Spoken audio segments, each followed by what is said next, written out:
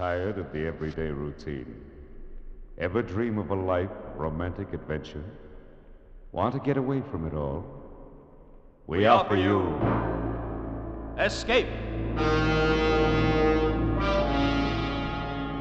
Escape, designed to free you from the four walls of today for a half hour of high adventure.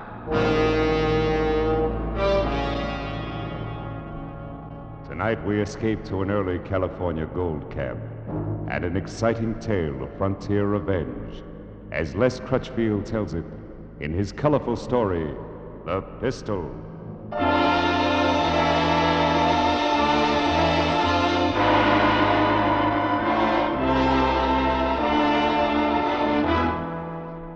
San Francisco Bay was a graveyard that summer, with over 300 deserted windjammers lying at anchor, and the city itself the next step to a ghost town. Every man who could walk, run, or stagger had headed inland to look for gold, and the women had followed. Mostly they traveled up the river as far as Sacramento, then fanned out into the hills. That was the jumping-off place, Sacramento.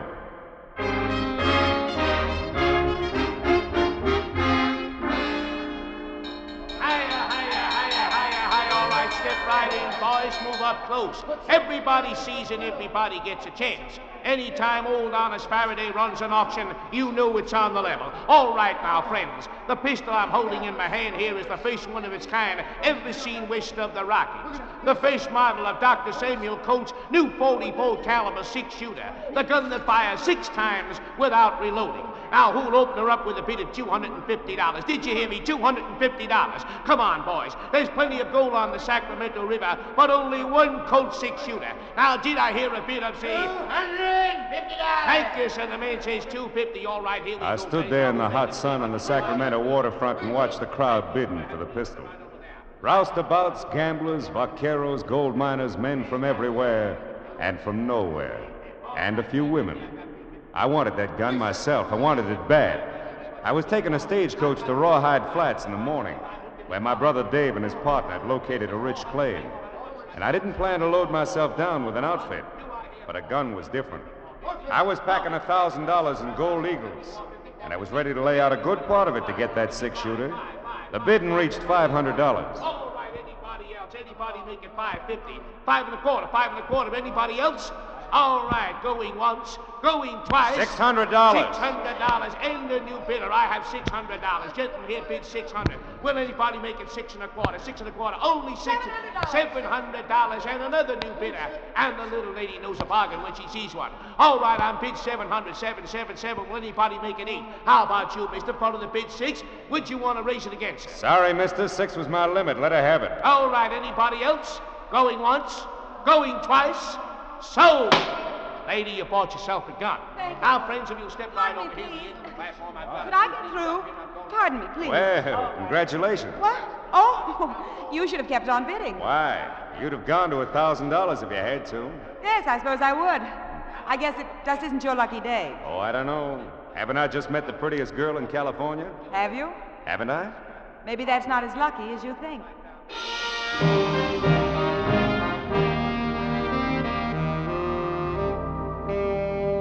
When I climbed on board the stagecoach to Rawhide Flats the next morning, I found 7 trunks had already been loaded.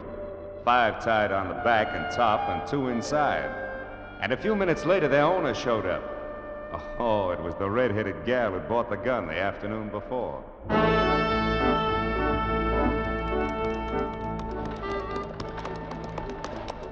It took 5 miles out of Sacramento to break the ice. And after that, well, I learned her name was Teresa Blake. She'd been down to San Francisco to buy some new clothes, and she was on her way back to Rawhide Flats. No, I don't live with my folks. I don't have any folks. I work. Oh? Doing what? I'm a singer. The Brass Nugget Saloon. I see. No wonder you wanted a gun so bad. No, I never have any trouble there. I got the pistol as a present for my boss, Mr. Mallory. $700 makes a pretty expensive present, Miss Blake. He's been good to me. Awfully good. I see. Well, anyway, it's a great gun. In 15 years, every man west of St. Louis will be packing one. Oh, I was going to give you something. I almost forgot. A sort of consolation prize for losing out on the gun. Oh, here it is. Yeah, it looks like a little gold nugget. Brass, not gold. Just to hang on a watch chain. Souvenir of the Brass Nugget Saloon. Of course, you can pretend it's real gold if you like. All right, I will then. I hope that's not what my young brother's doing on the Boston Pocket claim of his. I mean, pretending it's real. The Boston Pocket claim. Uh-huh. You said your name was Storm. That's right. Jonathan Storm. I didn't even recognize it until... Then you're Dave Storm's brother. Yeah. Do you know him? Yes. Yes, Mr. Storm, I wonder if you'd mind if I tried to get some sleep now. I'm really awfully tired.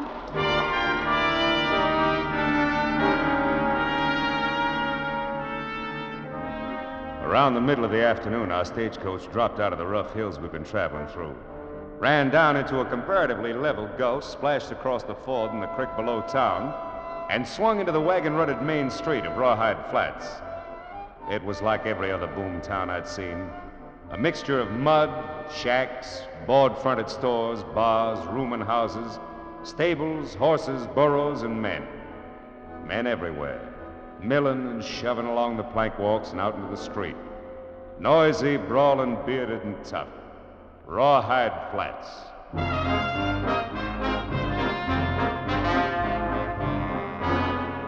Half hour later, I rented a horse and rode up through the canyon north of town.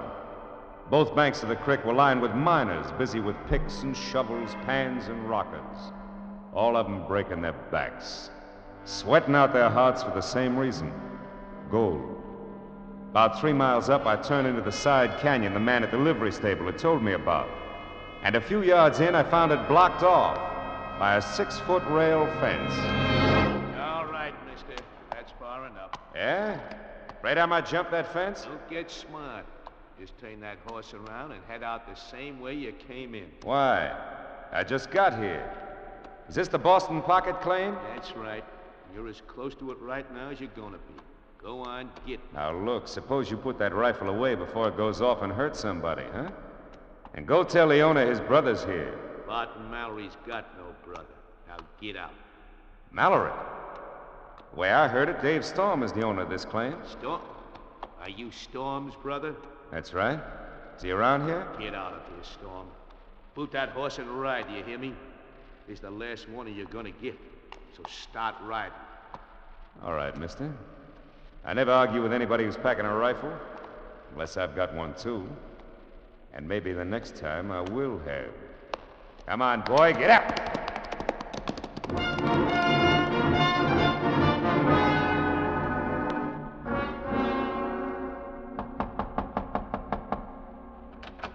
Yes? Oh, Mr. Storm. What are you doing here? How did you find my room? I asked one of the bartenders over at the Brass Nugget. Mind if I come in, Miss Blake? Of course I mind. Why, Bart, if Mr. Mallory found you here, He'd what? You only work for him. He doesn't own you, does he? That's no concern of yours. You're presuming a good deal simply because we rode in the same stagecoach. Now get out. Miss Blake, I didn't come here with any presumption in mind. All I'm after is some information about my brother Dave. Where is he? I don't know anything about him. You brought his name up yourself during the trip this morning. I have nothing to say. Will you please leave? What's this about Bart Mallory owning Dave's Boston Pocket claim? I know nothing about it. Dave's partner's called Dan Rivers. Do you know him? Get out. All right, Miss Blake. I'll find him. And it's nice to have seen you again. Look, if you want some good advice, leave town right now and don't ask any more questions. Why not? Never mind why not, Mr. Storm. Just get out of town fast. Thanks for the advice, Miss Blake. I'll decide whether it's good or not after I talk to my brother and his partner.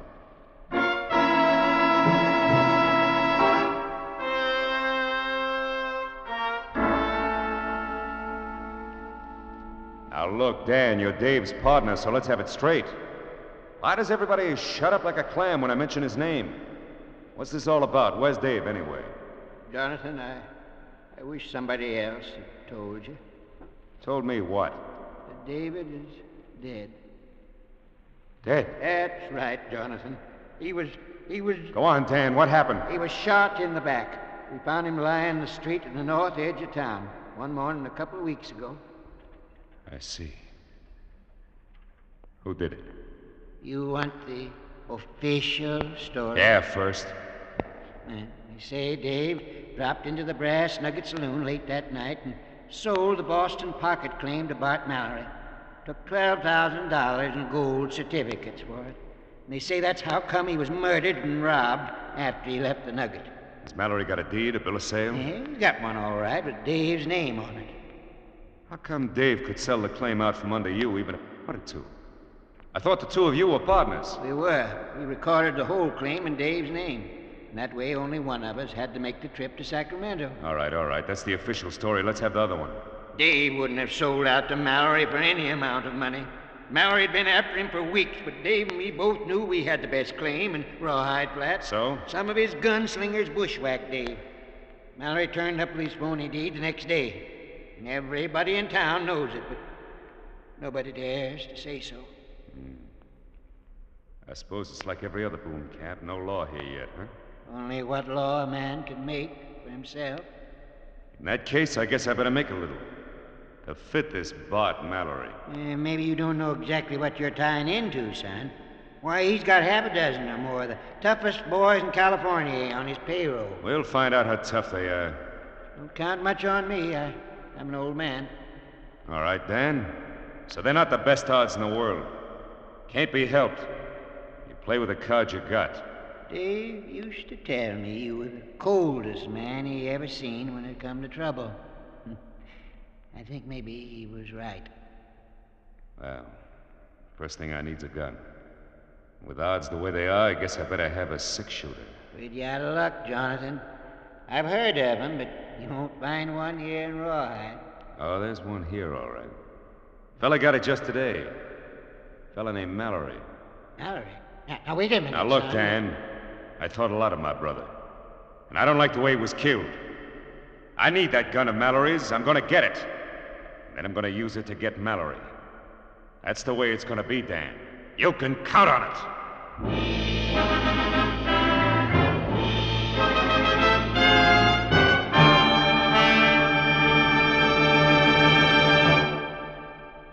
In just a moment, we will return you to the second act of Escape. But first, another Wednesday night, Star Night, coming up on CBS again tomorrow. The young fellow who made good on the Bing Crosby show last week will be back again for more songs and fun-making.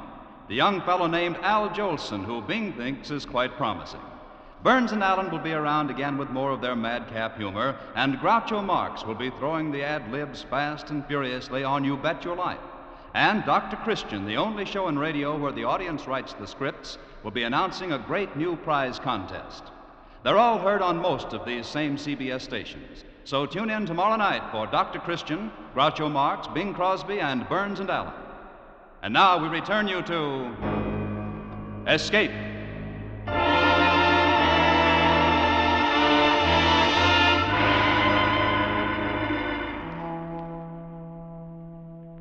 I stepped inside the swinging doors of the Brass Nugget Saloon and looked things over.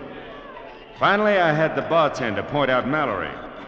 He was sitting at a table in the back near the offices, playing poker with three other men. The two boys lounging against the wall behind him were obviously his bodyguards. I pushed my hat back on my head and walked toward the table.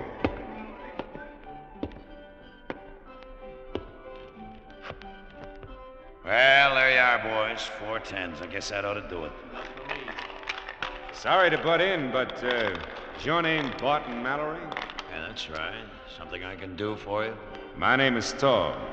Jonathan Storm. This is the one I told you about, boss. You probably knew my brother. Oh, yes, David Storm. Sure. He used to come in here. So I heard. You got anything special in your mind? Yeah. I need a gun. I understand you got a new six-shooter. I'm sorry, it's not for sale. I didn't say anything about buying it. I'll bet $1,000 against that gun on a cut for high card. What do you say? Sorry, Storm, the gun's out of it. Name something else. No, I want the gun. What's the matter, Mallory? The boys told me you'd bet on anything in the house if the odds were right. Yeah, that's right, I will. But the gun's a gift from a friend. Maybe you figure your luck's about to run out. Would that be it? All right, I'll take the bet. Benny, break out a new deck. Yeah. Well, there's the gun. Let's see 1,000. Sure. Mind if I shuffle? No, go ahead. Maybe I should have warned you, Mallory. I got a feeling this is my lucky night. I'll take a chance it isn't. By the way, you wouldn't happen to have any idea who shot my brother in the back, would you, Mallory? No, I'm afraid not. The killer hasn't been identified yet. That's too bad. Maybe I'll have to identify him myself. Your cut, Mallory. All right. 10 of clubs, man. Go ahead, Storm. Jack of diamonds. Thanks for the gun. Oh, it's already loaded, too. Well, I think I'll be... All right, I've been looking all over the place, and I can't find... Oh, Good evening, Miss Blake. how do you do, Mr. Stone? I'm sorry if I'm interrupting. No. I'm glad you came. Gives me an idea.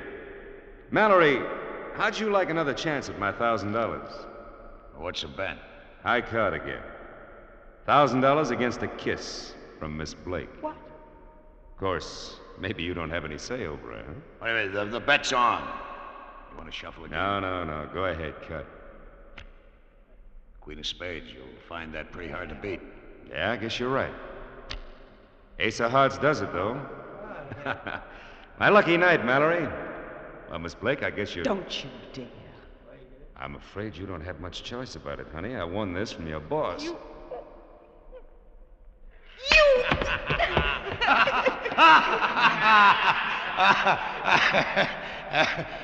It's too bad, Storm. Looks as if the lady doesn't like your brand. No, I guess not.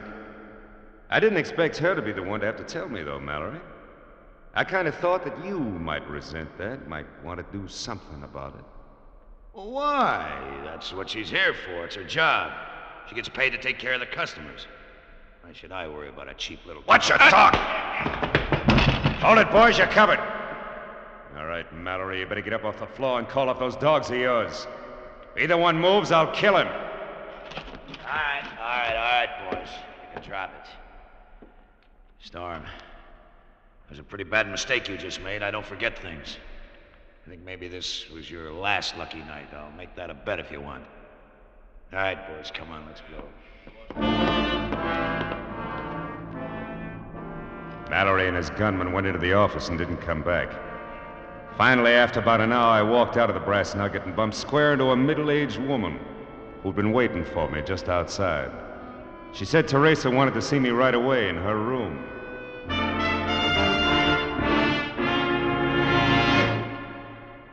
Put that gun away, Mr. Storm. I'm here alone. This isn't a trap. And what is it? I want to know why you made that bet. I mean, about kissing me. Suppose we just say I wanted to. Let it go at that. You're afraid, aren't you? You're afraid not to be tough. Is that why you asked me to come here to tell me that? Well, don't you suppose a girl can have feeling left? That she can be sorry for things? Meet somebody, maybe. Go ahead, honey. You're doing fine. What do you mean? I mean, I'm halfway ready to believe that. A little more of it, and I would believe it. And if I had any sense, I'd know better.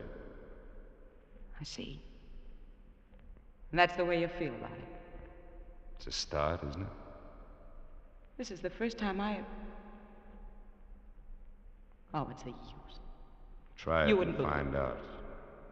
Get out. You don't understand anything. Go on. Get out. Get out! Get out!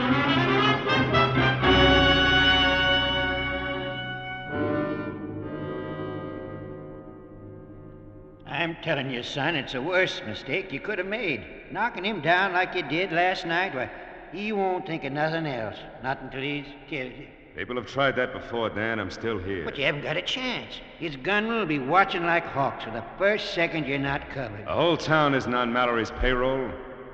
I've got an idea a lot of people around here might like to see him shown up, provided somebody else called the play. Maybe so, but still leaves half a dozen of his gunslingers to deal with. I don't think so, Dan. If their boss is knocked over, they'll drift. I've seen hired guns before. Odds are against you, son. Well, I feel lucky. It's it's worth a chance to get Mallory. Not only for killing Dave, but because of what he's doing to Teresa Blake. Teresa Blake? Yeah, I kind of think she'd be a pretty decent kid if it weren't for him. Yes, Jonathan. That's what your brother Dave thought. What? He was crazy about her, too. Hung around the Brass Nugget every night. She kept leading him on. I guess that fitted in with Mallory's plans. Yeah. I guess it did. I guess it still does. What do you mean, son? Nothing, Dan, when you come right down to it. I guess when a man turns soft, it always starts with his head. I'm sorry, Jonathan. I didn't know you felt that way about it. Oh, it's all right. I'm glad you told me. Glad I found out in time. And now that I have, I think I can use Miss Blake.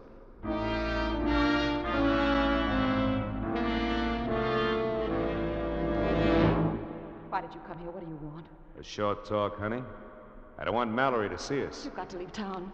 Leave now and don't come back, please. How much do you get for this, honey? I mean, talking me into leaving town and getting me out of Mallory's way. Oh, you fool. He doesn't mean a thing to me. It's you, don't you know that? I'll go with you if you'll only leave tonight. I'll go with you right now, please. No. I've gone too far now to turn back. I've got to finish it up. It's not too far yet, but it will be. Maybe you'll want to turn back then, only it'll be too late. A few hours from now, it'll all be done. And then maybe we can think about some other things. If you still want to. Want to? Of course I'll want to, Johnny. Johnny. Nobody's called me that for a long time. Terry, I want you to do something for me. Anything, Johnny, anything. Do you think you can get that deed to my brother's claim from Mallory's strongbox and give it to me? I think so. Yes, of course I can. He trusts me enough. Yeah, I'll bet he does. How long will it take? Give me an hour. All right. Johnny, would you kiss me first? Sure, Terry. Oh, Johnny. That was better than the one I risked $1,000 for. Nobody could buy that for $1,000. Nobody ever has. Come back here to my room in an hour, Johnny. I'll have the deed.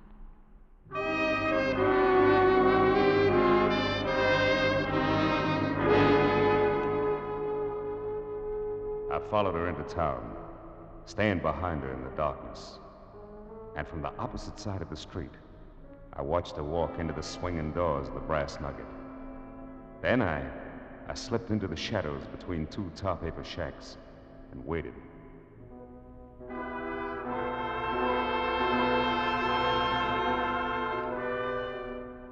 It was a half hour before they came out of the saloon and headed down the street toward Teresa Blake's rooming house. All 6 of Mallory's gunslingers. He wasn't taking any chances. Terry had double-crossed me after all. Just the same as she double-crossed my brother. And that was fine with me because I was ready for it.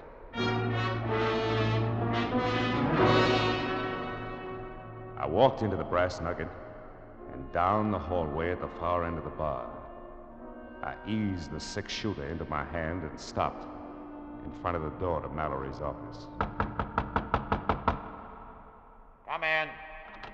Evening, Mallory. Stop. Well, it's quite a surprise. Yeah, I imagine. Keep your hands on the desk. Well, sure, Storm. I don't have a gun anyway. Watch him, Johnny. He's lying. He carries one in his sleeve. You dirty little rat. Well, I didn't see you there in the corner, Miss Blake. Thought you might be down the street waiting to watch the fireworks. They made me tell, Johnny. One of the boys followed me and saw us together. When I came back here, they made me tell. They hit me, look. That must be real painful. Almost as bad as being shot in the back like Dave was. I didn't know what they were planning. I didn't know Bob was going to kill him. Johnny, I swear I... Drop it. Mallory, you got a forged bill of sale there in your strongbox. I want it. Sorry, Storm, you're out of luck. I won't open the box and you can't. What makes you figure you're in a position to argue about it? Why not? Because you've got a gun on me? You wouldn't shoot an unarmed man, Storm. What about that gun in your sleeve? I'm not drawing. I see. All right, Miss Blake, get out of here. Johnny, what are you... I said get out. Don't bother going after the boys. There won't be time. Johnny! Get out! So you won't draw Mallory, huh? You're going to play it safe. I'd be crazy to do anything else. Maybe. The only way out of this room is through the door behind me. I noticed that kerosene lamp has a glass bowl on it. Ought to start a nice fire if I picked it up and smashed it against the wall. Storm, you fool! What about it, Mallory? My gun's in the holster. Want to stay there and burn or draw and try to get out? This place will go up like a tinder box. Take your choice, Mallory. Draw or burn. Storm, you can't leave me in here like this. Draw or burn. All right, then, if you... Tough luck, Mallory. That's for Dave. And that's for me. All right, hold it a second, hold it! You better clear out of here fast. The place is on fire. And anybody that works for Bart Mallory is out of a job. He's dead. Jonathan, son, are you all right? You're not hurt? No, I'm all right, Dan. Come on, let's get out of here. Sure, come on, son. Mallory's dead. I guess that takes care of it, Dan. Jonathan, you're the luckiest man alive. Yeah, sure. Somebody might go down to Jackson's rooming house. Tell those bushwhackers and Mallory's they can hit the trail north. The boss is dead. The boss is dead. This ought to be far enough, Dan. Look. Look, the fire's breaking through to the roof. Won't be long now. Johnny, are you all right? Sure I'm all right. What of it, Miss Blake? Thank heaven. Oh, Johnny, if anything had happened to you, I couldn't have gone on. Miss Blake, I've got something for you. It's a nugget. Some people might figure it's real gold, but actually it's only brass. There you are, pick it up, and then get going. What do you mean, Johnny? I mean you better catch up with the boys. They'll be heading north. But you said that we... Drop it. Oh, yes. Here's something else you can have, too. Your 6-shooter? No, it's yours. You bought and paid for it. It's got one shot left. Use it any way you want to. Only get out. Beat it. Johnny, you're wrong, you know. You're wrong about a lot of things. But what's the use? That's right. What's the use? Bye, Johnny. Son, you hadn't ought to give her that pistol. That was your luck, you might call it. I think my luck's all run out, Dan. Claim is all yours. I'm leaving in the morning, heading south. Why, son, there's nothing south of here. Yeah. But it's the surest way I know to keep myself from heading north.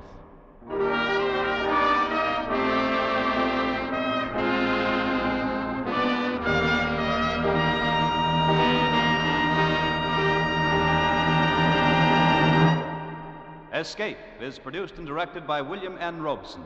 Tonight we have presented The Pistol by Les Crutchfield.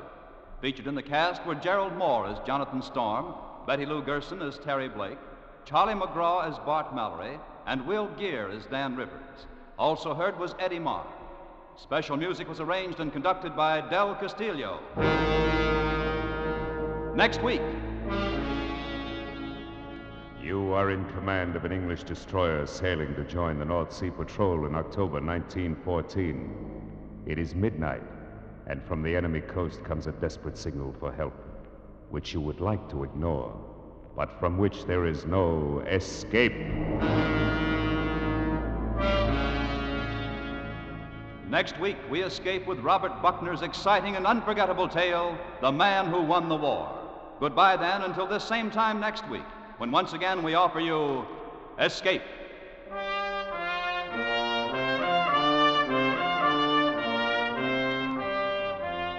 This is CBS, the Columbia Broadcasting System.